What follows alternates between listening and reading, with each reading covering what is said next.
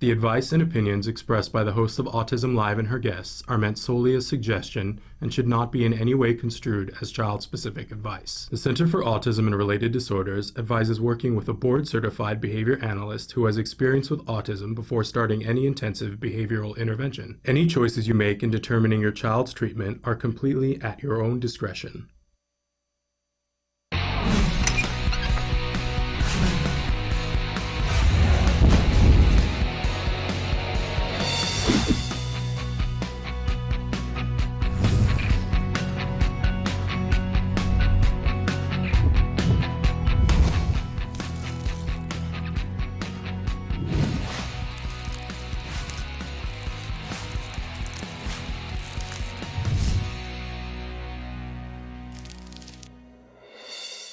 Good morning and welcome to Autism Live. I'm Shannon Penrod and we are coming to you from the Warner Center in Woodland Hills, California. This is the home for Autism Live. It is also the home for the Center for Autism and Related Disorders.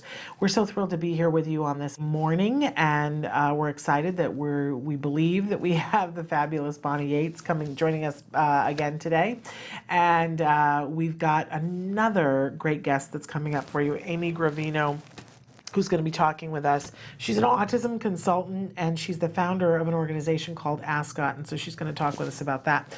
So I want to remind you that the entire show today is meant to be interactive. We'd love to hear from you, your thoughts, your feelings, your questions, your concerns.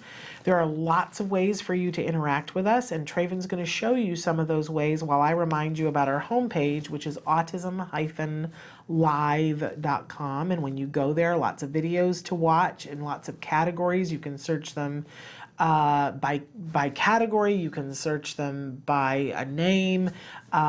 You can search them by a question. There are lots of different ways to do that. You can chat with us. On the bottom, there's a chat button. It says chat, and if you click it, it opens up a little window, and you can type there and send that off to us, and it shows up here on my screen, and that's a wonderful thing. But you can also interact with us via YouTube and Facebook and all the other places that we are available. We love, love, love to hear from you. I do like to remind you that we have lots of experts that are on the show, and in fact, we're going to have some great experts on the show today. I'm not one of them. Like, we really don't want to mince words about that. I am a really proud mom. My son was diagnosed with autism at the age of 2.5, and he's a miracle now and doing so well. And that is not because I was a good mom. That's because I lucked out and got the very best of therapy and treatment from the Center for Autism and Related Disorders. And that's part of why I am so adamant now about making sure that you guys get information and inspiration to help you on this journey, and to not feel as though you don't have options and you don't have resources, because maybe you don't have enough. Let's be very clear about that. But there are things out there and there are people out there who are working to help you on a daily basis. And when I say you, I'm talking about the autism community. And that includes, of course, the individuals that are on the autism spectrum, of course, but also their parents, their teachers, the people who work with them, their spouses, their girlfriends, their boyfriends, their cousins, right? I include all of those people in the autism community because I think we all need to be in this together. We all have something different that we need, and we're going to see things from a very different perspective, absolutely. And we are not ever going to agree on everything. We're just not going to. And that makes sense to me. Doesn't it make sense to you too? But we do agree that individuals with autism need to be treated with dignity, that they have rights, and that they should be given the supports and services to help them to be able to achieve everything that they find meaningful in their life. Not the thing that we find meaningful, but what they find meaningful. So I think we're all in agreement on that. And I do like to say, let's hold hands, let's get there together. Si se puede, right? So having said all of that, we like to start Mondays with something we fondly refer to as the jargon of the day. This is when we take on one word, one phrase, one acronym. We try to figure out what in the hey nani nani are these experts talking about? Why are they using these terms? Why are they putting us through this, right? But we need to know, because it's like what stands between us and the progress a lot of the time.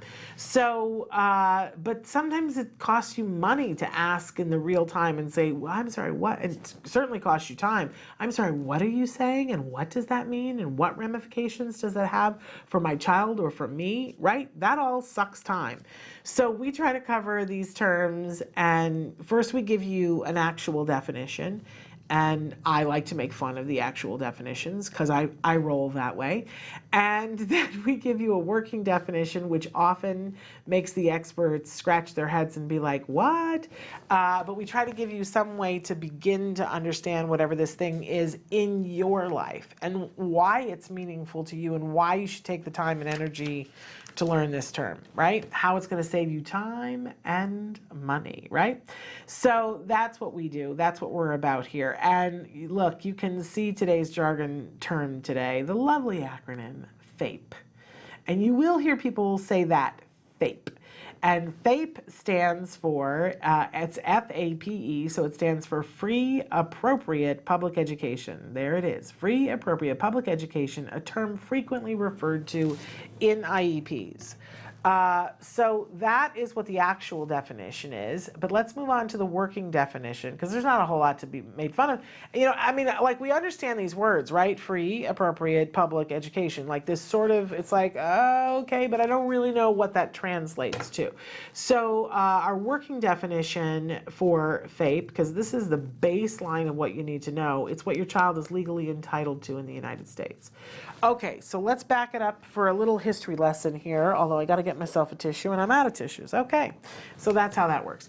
Okay, so there was a period of time in the United States when if you had a child who was special needs and you know, let's say that your child was in a wheelchair, or let's say that your child had an intellectual disability, or let's say that you were one in the 10,000 people who had a child with autism. And it became time to take your child to school, and maybe you brought your child over to the school, or maybe you didn't because you knew that you wouldn't be welcome there. But if you did bring your child over to the school, they would look at you and go, what are you doing here? We don't have a ramp. We don't have a program. We have teachers here, and we don't know how to deal with your child. And so you would take your child home, and your child would sit there and look out the window and watch all the other kids go to school. And you would have to come up with something on your own to work out, was your child going to be educated? And some folks never were. That's how it was. And it's not the too distant past. We're talking about in my lifetime, that the kids that I would have gone to school with to first and second grade, we're talking about those kids. And then some things changed.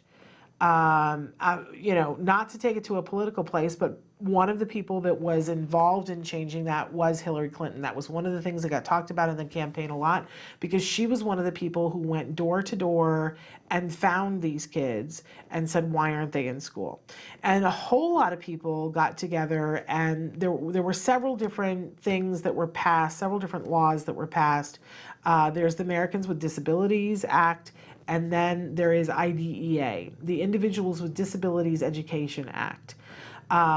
There was a time, let me just tell you, most of the time when my child was going through his early intervention, it took me forever to learn, oh, if I just spell out IDEA, then I have IDEA, okay, but it took me forever to know what it stood for, right?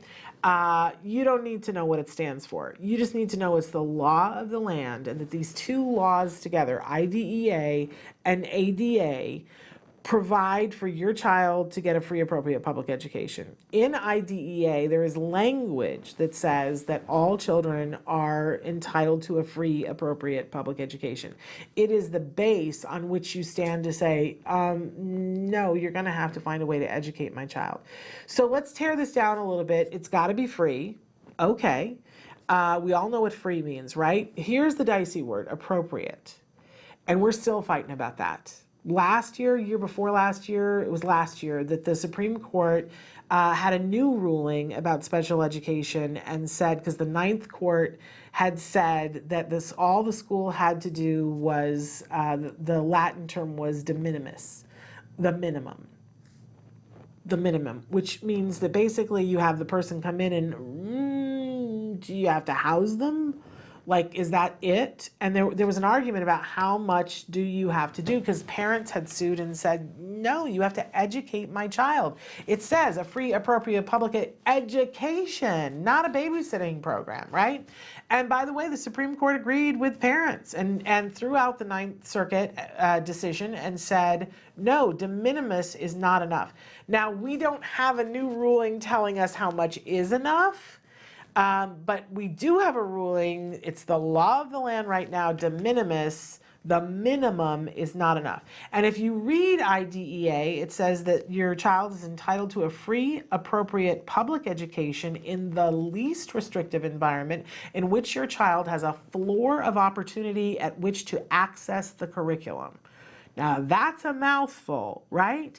But it means that appropriate means that they have to be in the least restrictive environment in which they have an opportunity to be successful with the curriculum, not with some other thing that you've made up.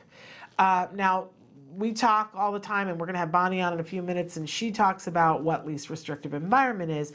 But for FAPE, you need to understand that this is the groundwork upon which you stand when you're arguing anything for your child in the field of education.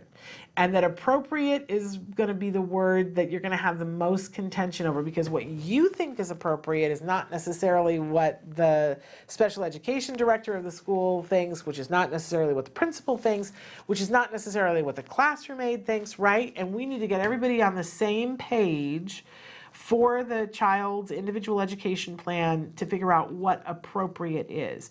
At the end of your IEP, the school makes this offer to you, and it says, here is our offer of FAPE.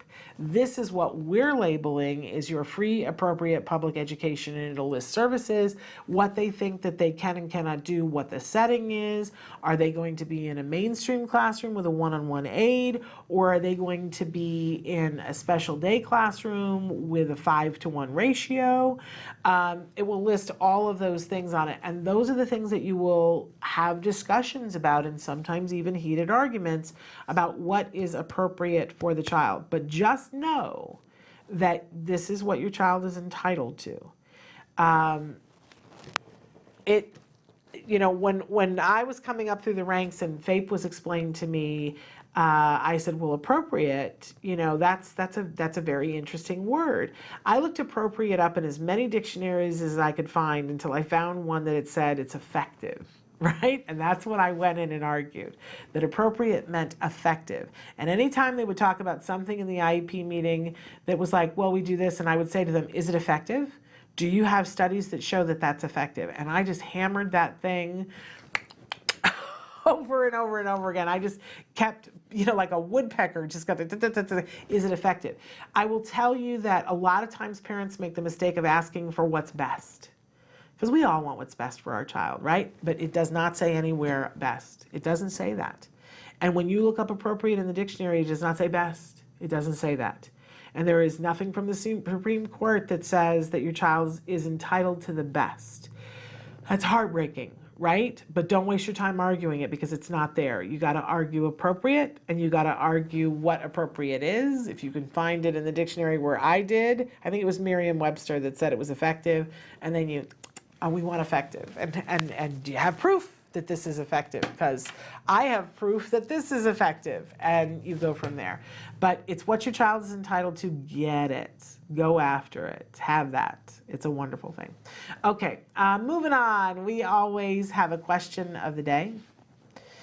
And our question today, and you can be answering this on Facebook, you can answer on YouTube, you can chat it to us on our website, It's what's your favorite thing about back to school, and don't edit. Like if your favorite thing about going back to school is buying erasers, then that's your favorite thing about back to school. I love the school supplies. I'm just going to be honest. I cannot believe that it's this time of the year and I have not already gone and stocked up on school supplies. I think that I have so much I could open a store myself, but I do. I love when they have the sales and you can go in and you can buy, spiral notebooks for a penny if you buy 10 of them, I should be put in charge of buying the supplies for school because I enjoy that so much. But I also love the idea of new. And in fact, we might as well go right to our topic of the week because our topic of the week has everything to do with that. So, Traven, go ahead and reveal the topic of the week. Is it stuck? There it is. So our topic this week and what we're going to be talking about as we talk about back to school and some of the things with back to school is fresh starts. I love a fresh start. I was a teacher. I was a college professor teaching theater and acting, but I also, after 9/11, went back into the classroom. I had taught a little bit of English when in between undergrad and graduate, and I went back into the classroom in a junior high and high school setting to teach English because I needed to do that after 9/11. And did that for a couple of years before my son was born. But I love the fact that there are all these automatic fresh starts built into school. There's the beginning of the school year. That's a huge fresh start where everything can be different. That a student that has struggled could come in and things could be different, right? A teacher that has struggled, it's a fresh start. We're going to do things in a new way. It's like, January 1st, but it happens in September. Fresh start. But it's not the only fresh start that school has because every Monday is a fresh start. My goodness, when somebody shared that, they were like, no, every Monday is a new opportunity. If things aren't working in your classroom and you want to change the rules in your classroom, it's Monday. It's a fresh start. You can start over and try something new. You can, you teach something and then you open up a new chapter. That's great. We learned about Mesopotamia and now we're going to open the new chapter and we're going to learn about, the gardens of Babylonia. Or we read that book and now we're going to open up this new book. School is full of fresh starts. And I love fresh starts. I love the opportunity to be like, okay, what's working, what isn't working, how can we change things? So that's a little bit what I want to talk about today is how you can take advantage of a fresh start with our kids, how we start anew with them and implement new things with the coming of the new school year. So we're going to talk a little bit about that all week long. But first we're going to take a break and then we got to get Bonnie Yates on the phone because she probably thinks I gave up on her. So stick around, back with Bonnie Yates.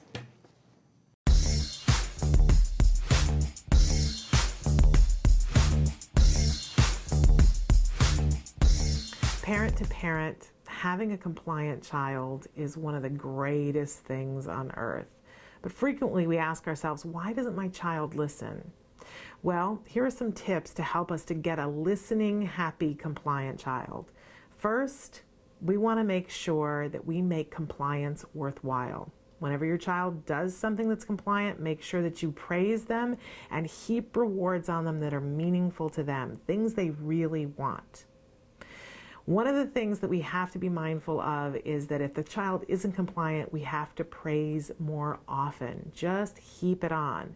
If you say to yourself, there's nothing to praise, they're not doing anything that I want them to do, then ask them to do something that they already want to do. This is a really tricky way of being able to praise them.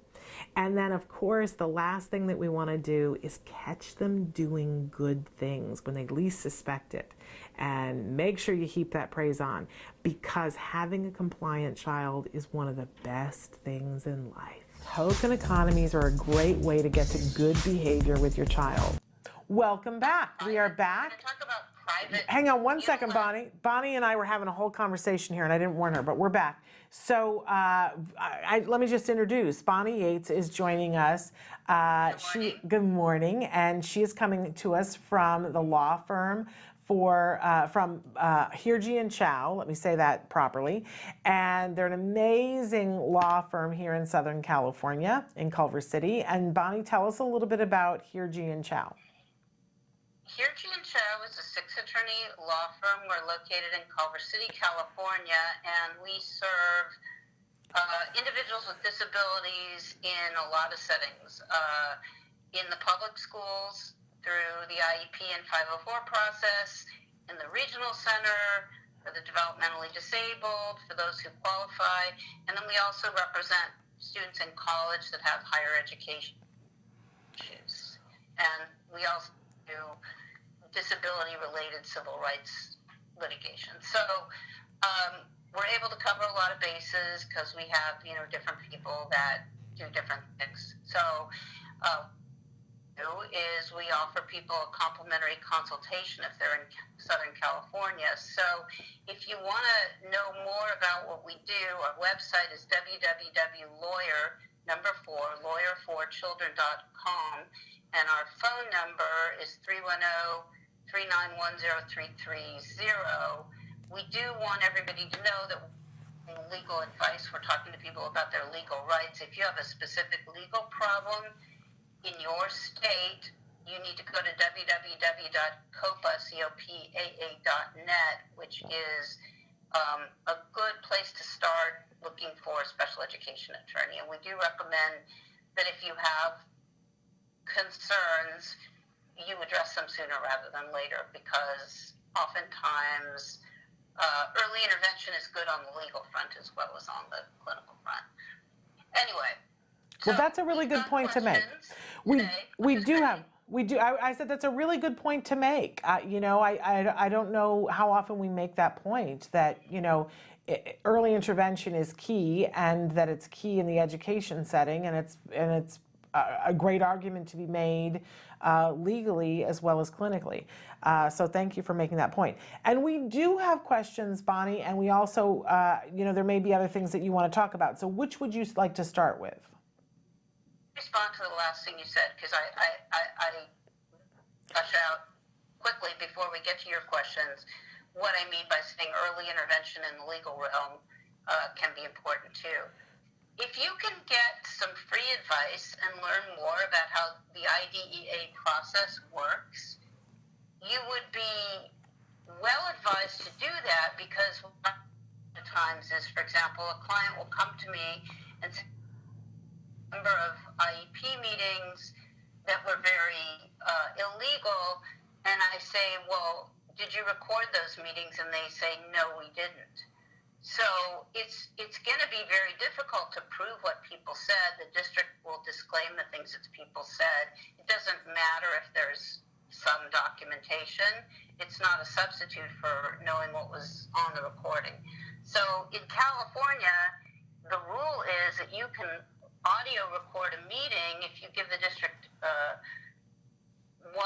day, 24 hours written notice. And people are reluctant to do that, because when they start to record meetings, oftentimes the district will push back and say, are you sure you want to do that? And you're making this adversarial.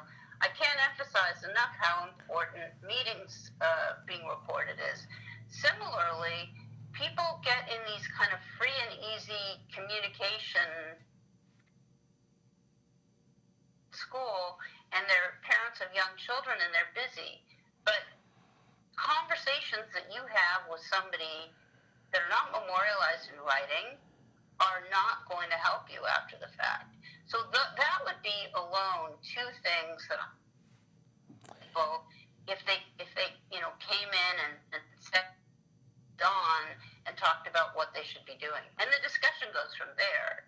And the hard part for me is I get a lot of people coming in and saying, what would be a better district to move to? Yeah. And then I have to explain to them that even in the affluent districts in Southern California, the systemic problems are the same, because we've got an underfunded mandate and people that went into special education to be helpful, and then they crash into the fact that there aren't enough resources to go around, and that promotes a kind of behavior that can be misleading and not helpful. And to some extent, parents have to have that experience, that aha experience of realizing that the way the system is described as versus the way the system actually functions are not the same. And that's a hard realization. The last thing I'm going to say is, frequently I'll have extended conversations with a parent. They'll decide they're going to retain our office to represent them, and then something happens, like the district will offer a different placement, or there'll be some adjustment that's attempted, and more times than not, that person's situation is still not going to resolve, and they're going to come back later. But it's always good to know as much as you can about this process, and we view ourselves as wanting to fulfill IDEA's mandate, which is to create informed parents that can self-advocate. So that's why we want to spend time with you, because we want you to understand, for example, that there's a very strong thread running through the IDEA that parents are supposed to receive informed consent so they can participate in an informed way. And that's why I talked last week about prior written notice. So that's why it can be good to collaborate early on. And remember, just because you go and talk to an attorney does not mean you're going to take adverse action against the school district. That's not what it means. It just means it's a way to get your legal questions answered in a legal manner. If you go and ask the principal what the rules are, I can guarantee that person is going to give a different answer than me. Well, I can't guarantee it, but it would be probable. Anyway, so this first question I'm going to read, it says, I have the opposite problem of so many of your viewers. I don't want an aide for my son. I want him to be at school without an aide in a general education classroom. I think he could do it, just not in a class of 45. That is what his current junior high classes have. Is class size part of environment? Can't we request a smaller class size? School says no, but that is what would make my son more productive. Okay, that's a great question, and to some extent it folds into what I was going to talk about if we had time later today on the show, which is the trend I'm seeing, a strong trend in the direction of parents placing their kids in private school and suing the district for reimbursement. And a lot of the reason parents are having to do that is because the public schools don't have good programs for specific learning disabilities, and because the public schools don't have really trained behavior therapists who can effectively intervene in the classroom and on the playground and so on. This viewer is asking a related question. She's saying, do I have a right to have a school that has fewer children in it, a classroom that has fewer children in it than a general ed classroom? So the first problem is that in California, the numbers of students in middle school and high school is overwhelming for everyone. The schools are too big. It's overwhelming for the teachers. They can't keep up. It's overwhelming for the administrators. It's overwhelming for the kids. And it produces a feeling, in my view, of alienation rather than being part of something that feels good. So class sizes are too large. And a class of 45 is too large for general ed students. So if your student needs a small class to be successful, a small general ed class to be successful, and he can't be able to succeed in a class of 45, you're right. Why would you make him become dependent on an aide if he could function perfectly well in a class of 25? So there's not going to be an appropriate special education classroom on his high school or middle school campus that's going to be exactly like a general ed class, except for there's going to be fewer kids. I mean, the districts try things like they'll have a class that has, usually called a collab. It'll be like a lot of general ed students, but then some special ed students, and then they'll have a general ed teacher and a special education teacher. But in that environment, you'd have to evaluate that class independently and see whether it was suitable or not. And if he needs class that's purely general ed and is smaller, and that's the recommendation that's being made for him by a professional that you've worked with who's evaluated him, that's when we end up in the situation where parents are unilaterally placing their children in private schools and suing for tuition reimbursement. Because to get a student a class of general ed students where the numbers aren't so huge, certain parents are going to the private schools, and the private school tuition runs anywhere from $15,000 to $60,000, and districts are getting pretty upset about the fact that more and more people are opting out of the public school system. But they don't want to opt out of the public school system, and they don't want to litigate. They want to have a real continuum of options. And since there isn't, if this is needed to provide FAPE and it's not available in the public schools, and the only way you can get them in a general ed class is to make it more restrictive by putting an aid in place, then I think that's a good place to start the discussion about how we do unilateral private placements. Now, I understand that this is not an option for a lot of people, because to pay for private tuition and engage an attorney at the same time is a significant financial undertaking. But I don't really have another way right now that I can think of to get that class for somebody. So that's my answer to question 1. Okay, I like it. Do you want to move on to the next one, and do you want to read it, or do you want me to? I'll read it. Okay. But I want to say I don't like this situation with the private schools at all. I don't like that there aren't enough good non-public schools that are out there. And the reason that's true is because the public schools have strangled the non-public schools and grossly underpaid them, and they can't create a robust program for a child like, with autism for $125 a day or whatever LEOSD pays. I hate telling parents, I have phone call now after phone call, and parents say, well, what schools are out there? And I say, I'm going to go down the list with you, and it's slim pickings. From San Diego to Santa Barbara, there are not enough appropriate schools. So I don't like the trend at all. It's very concerning to me, and it is clearly what's happening. Next question. We are making the decision to take our son out of diploma track. It's too stressful. But I'm absolutely adamant that he get to attend graduation and walk with the students in a cap and gown. They just don't have to give him a diploma. Do you have a right to that? Yes. That's an accommodation that you're entitled to under Section 504. And I would be very surprised if they treat him differently than the other students and they discriminate against him. Are you being told you can't have him walk? Because generally public schools are very good about that issue. Okay. We've got about 3 minutes left, Bonnie. Do we want to move on to the next? Minutes? Yeah. Mm-hmm. Yeah, okay. Let's see. My son recently hurt his aide when he was having a meltdown.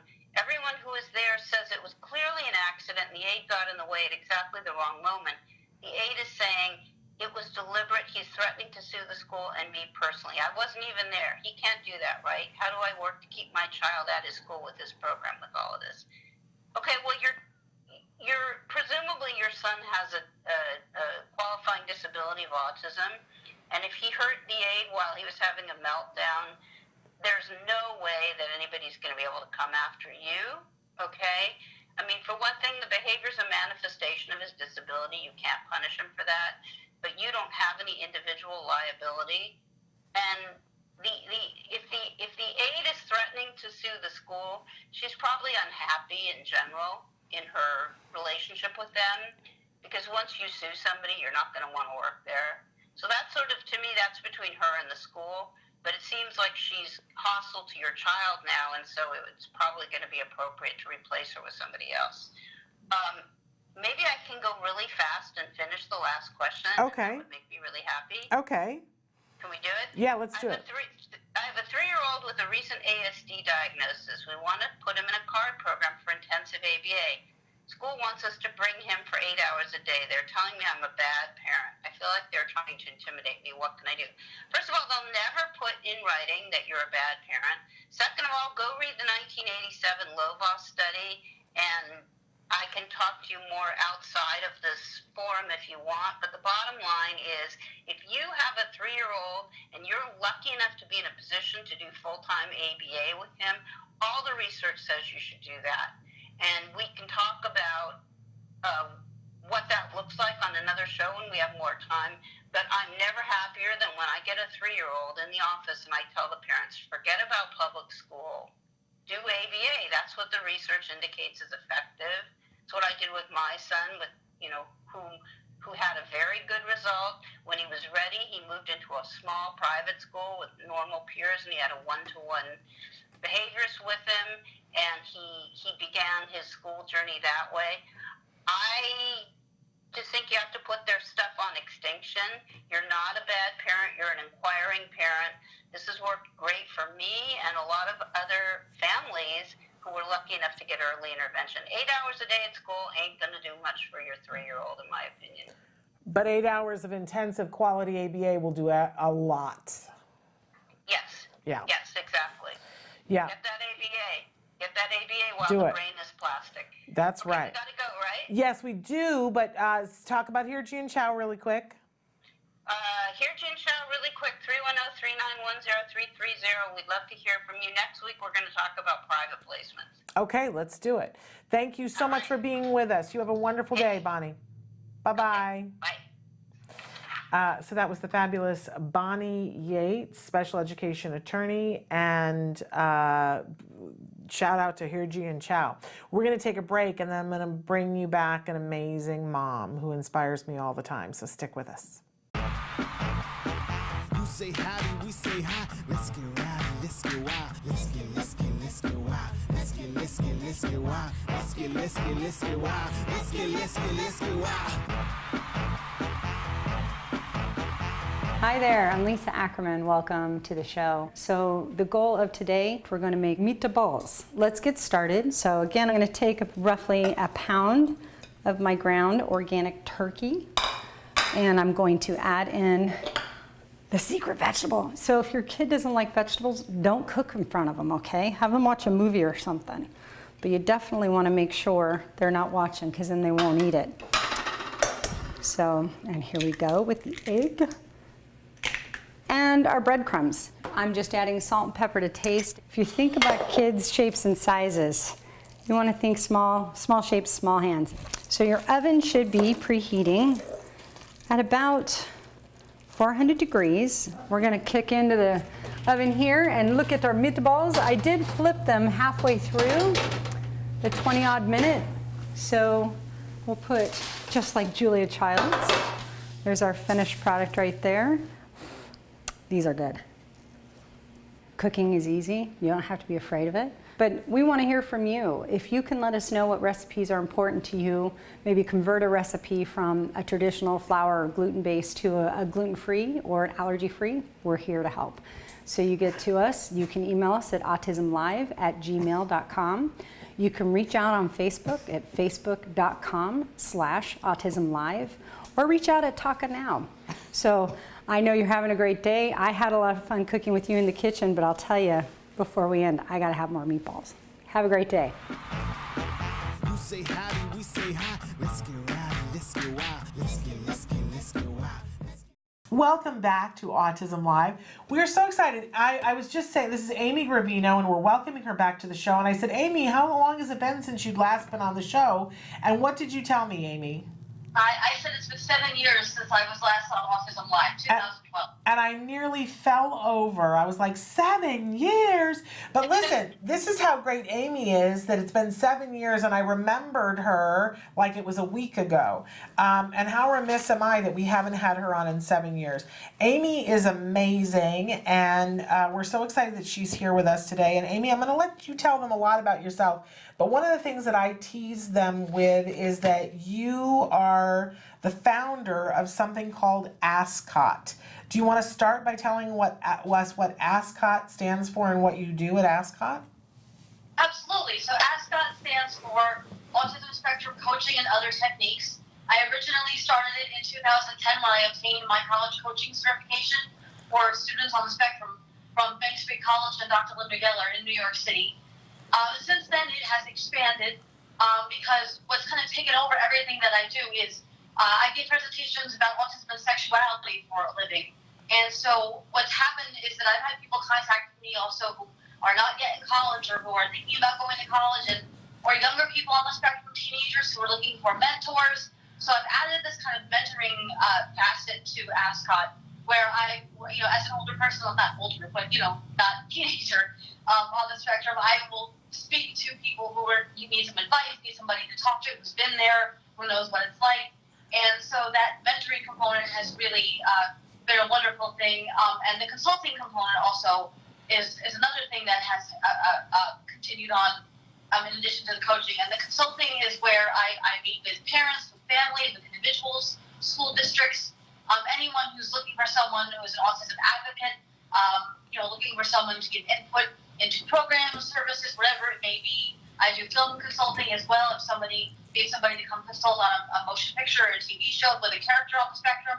So ASCOT has really, changed quite a bit since I started in 2010. But I'm glad it's got all these other components to it.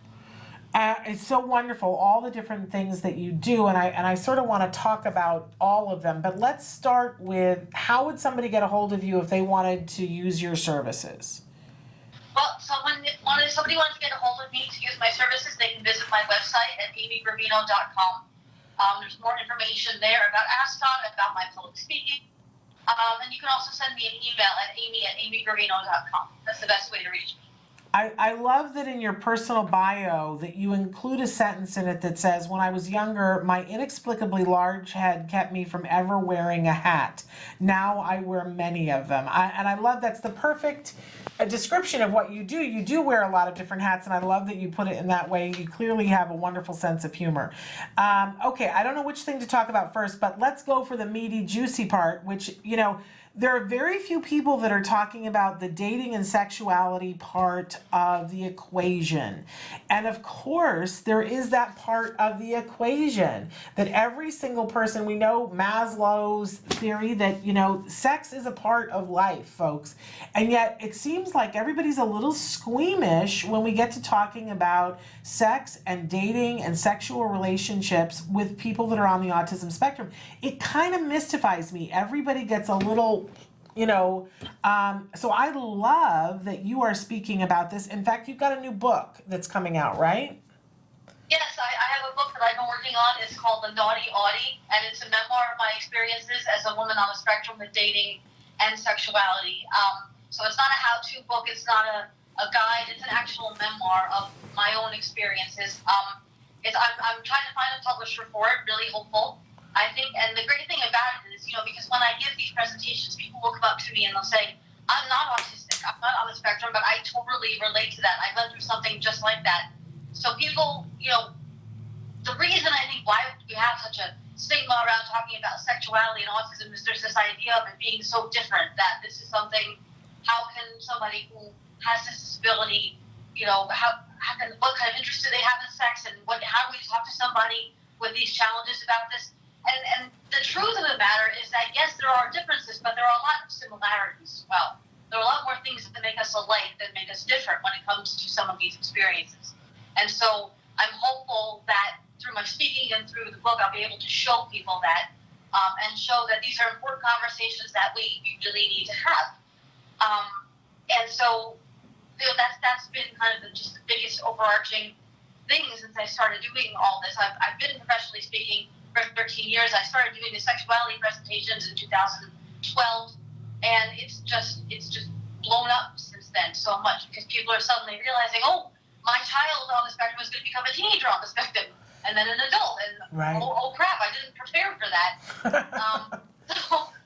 Yeah, it's a very strange thing to me that everybody. I mean, I feel like in a lot of our world that the people's brains have been expanded a little bit to look at these things in a different way, and yet we're really behind on the spectrum. So I think publishers need to get on it and publish your book, and I think you just need to market it to them the right way, Amy. You need to tell them that it's sex and the city on the spectrum. Because I described it, yes. And I actually just was interviewed by the Washington Post a few days ago for a podcast that they're doing. They're talking about autism and sexuality and relationships, and depictions in the media. So I was able to talk about that a little bit with this reporter. So I think it's really starting to gain more notice. But one of the things that came up in the podcast is this book called The Kiss Quotient, which is written by a young woman who is on the spectrum, but it's a fiction book. It's fictionalized, and mine is very much nonfiction, which I think is why it's been so hard for me to write, because when I think about these things, I don't just remember them. I relive everything I felt when these things happened, and some of them are extraordinarily painful, and some of them are hilarious, but it's a different kind of book, and I think publishers do need to get on it. We have obviously publishers who cater more to the autism market, and that's great. I think that's wonderful that those publishers exist, but I would like to see mainstream publishers really get on that bandwagon. Yeah. Okay, I want to pivot a little bit to talking about Ascot and the consulting, and so who would be your ideal client for parents that are watching right now and that are like facing that moment when their kid is going to go away to college? Who's like the perfect client for you, and what can you do for them that parents will go, oh my gosh, that's exactly what I needed? Well, when I think about who a perfect client would be for me, it's hard to say, because everyone's experience is going to be different. Everyone, if they're looking at going to college, what they want out of that is going to be different. And it's going to be different not only from other autistic would-be college students, it's going to be different from what their parents are thinking as well. So I find this when I meet with a client, that what their parents think is the most pressing issue isn't always what the client thinks is the most pressing issue.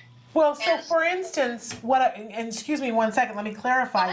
So is it better, I can think of one friend that her son has said to her, I want to go to college. And mom is like, I don't think it's possible. And I'm telling her, oh, no, you're completely barking up the wrong tree here. You absolutely should, he wants to go to college, you should send him to college.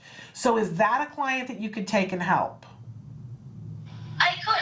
Again, it would be, if that client wants the help, if they feel that they, you know what I mean? Because everybody also is at that different point in their journey where they feel like they can ask for help. Because when I went to college, there was some services available to me. There was the academic support office, although it wasn't specifically geared to students on the spectrum.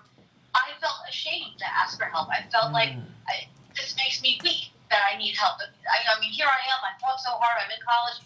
I shouldn't need help. And what I say to clients and I say to people is that asking for help is not a sign of weakness. Asking for help is a sign of strength.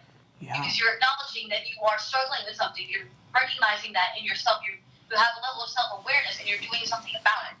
So, but not everybody arrives at that point at the same time. Okay. So pretty much anybody who has a child who's on the spectrum that's thinking of going to college or going to college, they can certainly reach out to you and say, here are our circumstances. Can you help us with X, Y, or Z? That maybe it's help finding the college, maybe it's help finding what the services are that are available at the college that they've been accepted to. Is that a fair assumption to make? Somewhat, yes. I think what I do is more geared to students who are already enrolled in college. Okay. Like I said, that was what kind of started off, but then I added the component, I added the consulting part, mentoring part to students who are not yet in college or who are, maybe dropped out or looking at re-enrolling.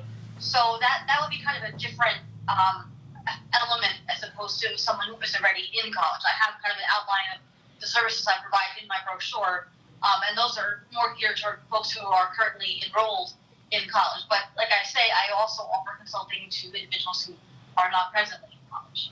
Okay, so wonderful. And again, where people can reach you to contract you for services for Ascot, where can they go? They can go to my website, amygravino.com. I'm also on social media, Twitter, Facebook. I have a fan page, Instagram. But the best way to reach me is email at amy@amygravino.com. Okay.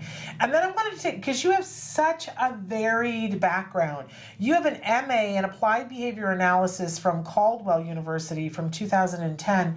And Amy, I can't let it go because it's so often that people will write in and say to us that, well, let's be honest, there's a lot of folks that are self-advocates who are not big fans of ABA, right? And people write into us and say, if ABA is so great, why don't we see more adults on the spectrum talking about that? And I always say, because they're busy out living their lives. Like they don't want to sit and convince you of anything. But so as a person who refers to herself as a self-advocate, you have a master's in ABA. Are you a fan of ABA or not a fan of ABA? Oh, well, that's a complicated question. I mean, I am a fan of the science of ABA. I think that the idea behind it is actually a reasonable one, which is just helping people make changes to their behavior that they're choosing to make. That's kind of the basic concept. It's then, however, how it's applied in practice that can sometimes be problematic. And so when I was working on my degree, I did feel a little bit intimidated, like when I would go to the conferences and because they're so big and there's so many people, and what I came to realize as time went on is that I'm not there to be like everybody else who's there. I'm there to be unique, to provide my voice, to provide that autistic voice and perspective, and let them know like this is what is not okay. This is what can be done better. Because it is very easy to get caught in that bubble. We all have that. It's the reason why I'll never live in Southern California, because it's a bubble and the weather is all the same. And, we like that bubble, Amy. That bubble makes me happy. I know, when I go there, it's like I forget the rest of the world exists. After a day or two, and that is what I find happens sometimes in the field of ABA, is that when you are in there, you kind of forget that there's the rest of that there, and so many times I hear it said the goal is the dissemination of ABA, the dissemination of the science. But that's not happening if you're not getting out there and communicating with people, the positives of this, and that you're listening to people's concerns, and that you're trying to make these changes. And I actually do know other autistic adults who are working in the field. There's a Facebook group devoted to them, but obviously they're very reluctant to speak aloud because there's such a strong anti-ABA sentiment among self-advocates. Yeah. And many feel just completely exhausted trying to not necessarily defend ABA, but explain why we chose to get involved. Yeah.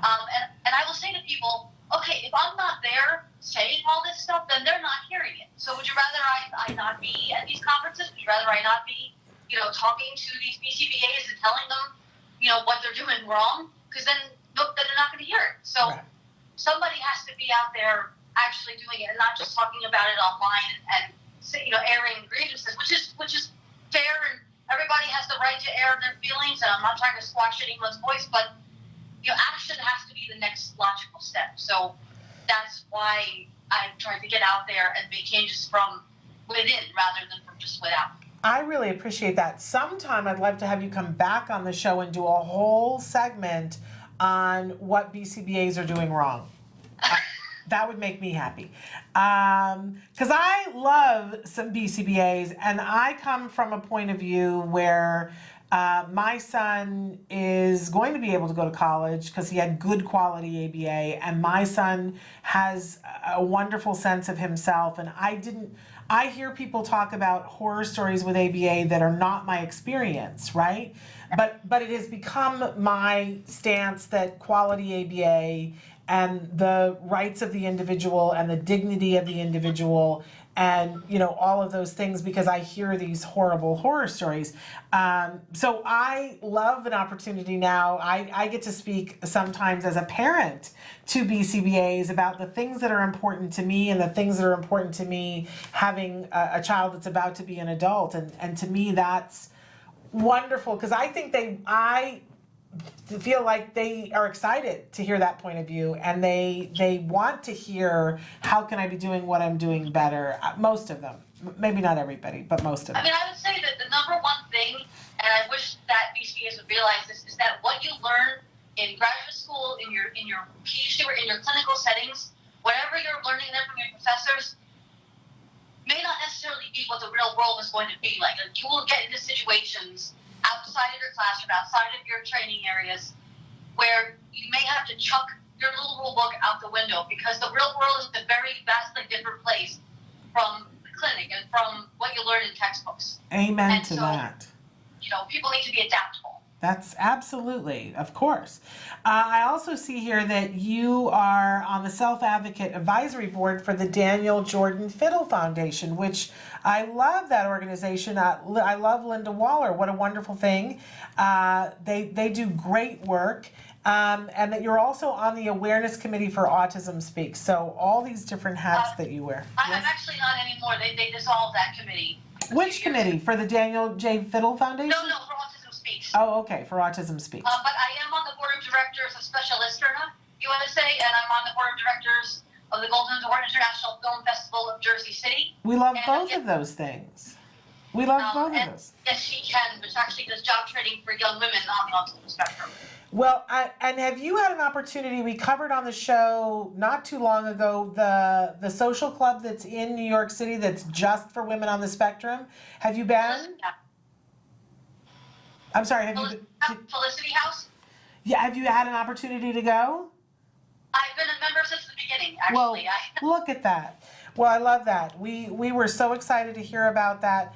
I especially I feel always for the young women and for the families of the young women because for so long, so many young women were misdiagnosed, not diagnosed, overlooked. There weren't programs for young women, and I'm glad that people like you are leading the charge, Amy, to make sure that young women are heard, that they have role models, and that we can move this forward for those young ladies. It's a wonderful thing. Thank you so much. Thank you. We should say, too, that you've got a bunch of different publications, but the best thing to do would be to go to your Facebook page, your Instagram page, and your website, correct? Yes. If you go to facebook.com/Amy Gravino fan page, that's my fan page, which I try to update with all the latest information and news. I have been published in a lot of different outlets, so it's hard to kind of collect all those. I'm trying to get them in, order. But yes, so all the information, and there's videos also of my presentations on my website. And as I said, I was just interviewed for that podcast, and I've actually just been invited to be the closing keynote speaker at the annual conference of the Kennedy Krieger Institute in Baltimore. Wow. So I'll be doing awesome. that in October. Very cool. Well, Amy, we're impressed as always. 7 years later, even more impressed. But come back and see us again sooner. Let's not wait 7 years next time. Yes, that's much too long. And maybe if I get out to Southern California there, we can see each other in person. That'd be awesome. That would be really wonderful. We thank you for being with us, and please stay in touch. I will. I can't wait to read The Naughty Audie. Thank you. And better, I can't wait for the film. That's a film. That's a film. Or the one-woman show. I'm going to do a one-woman show. Fabulous. Well, bring it out to LA. I love it. All right. Thank you so much, Amy. Thank you. Good luck to you. Bye-bye. Bye-bye. So that was the wonderful Amy Gravino. And didn't I promise that she would be great? Absolutely fabulous. I understand that we are out of time, but we're going to be back tomorrow with a best of show. And then we are back on Wednesday. And guess who we have back in the studio on Wednesday? Yes, that's right. Dr. Doreen Grampiche is back in the studio with us on Wednesday. And then on Thursday, do you know who we have on the show on Thursday? We have Joanne Lara and Susan Osborne from Autism Works Now and Autism Movement Therapy. It's like I've had a brain bubble. But so that will be really cool. And then I don't remember who we have on Let's Talk Autism with Shannon and Nancy next week. I can't remember. But it'll be great, I promise you. So join us with all of that. We'll see you back tomorrow for Best Of. Until then, give your kiddos a hug from me and one for you too. Bye-bye for now.